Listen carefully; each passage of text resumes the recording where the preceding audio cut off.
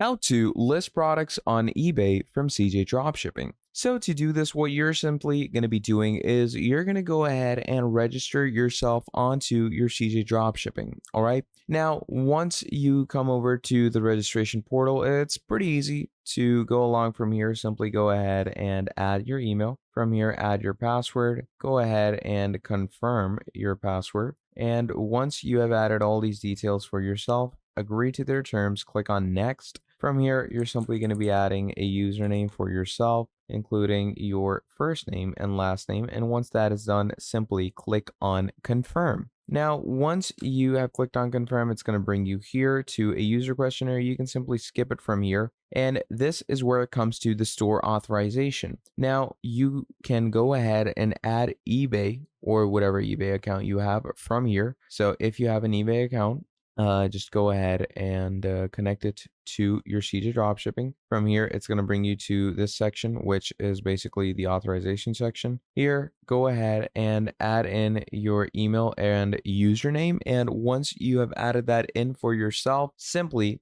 go ahead and connect your eBay account to your CJ. Now, of course, when that is done, what it's going to do is it's going to bring you to your CJ dropshipping as so. And what you can pretty much do from here is go over to any product. So let's say I want this product for myself, right? So you open it up, and once you go ahead and open it up for yourself, what's going to happen from here on out is you're simply going to go over to this section down here where it's going to say list. So just click on list, and obviously whatever store you have connected to, just list it over there. Click on listed now, and that is how you're going to be going ahead and listing your products from CJ Dropshipping to eBay. So that's pretty much about it for this video. Thank you for watching till the end, and I'll see all of you next time. Have a great day. Goodbye.